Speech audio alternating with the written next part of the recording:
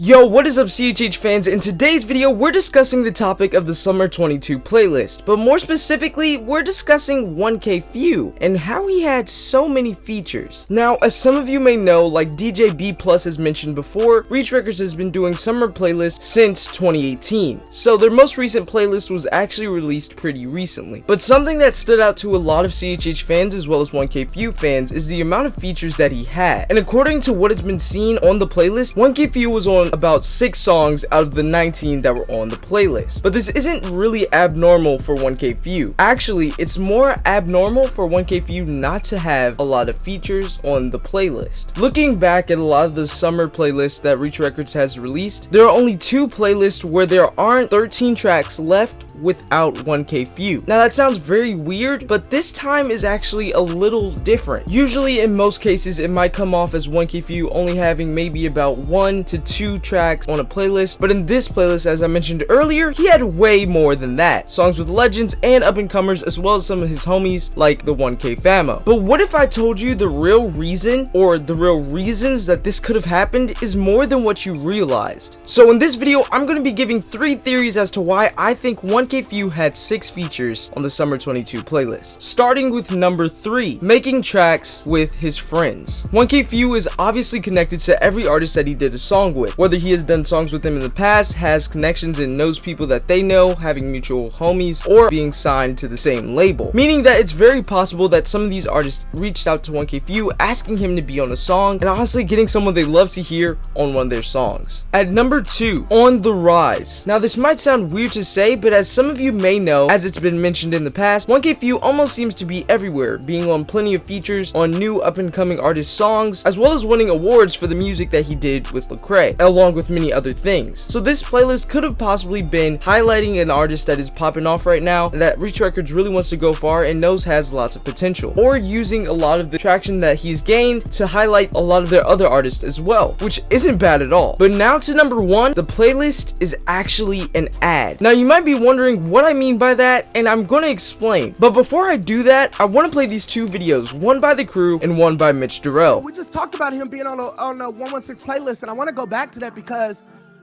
in the sense of, I thought there was too many records with 1K Phew. However, listening to the record in chronological order, it didn't feel like it had too much 1K Phew. I was worried it was going to seem like that, but after hearing the record, it did not seem that way. Why? Because I can't say almost, every record that had 1K Phew on it was a banger. Every record that had 1K Phew on it was one of the best records on that project. So with that being said, I can't wait to hear this album. MVP of this project is not no big deal to me. It's not anyone that I just named. The MVP, if this is like an all-star award trophy, it goes to 1K Phew. If for no other reason, then he is on so many songs and kills every single one of them. That is exactly what Reach Records and 1K Phew wanted to hear. They wanted their listeners to leave with the impression of 1K Phew being not only the MVP, but also being the star of this playlist. But why is the real question? And the answer is in these 3 videos. Come on, man, we over here about it.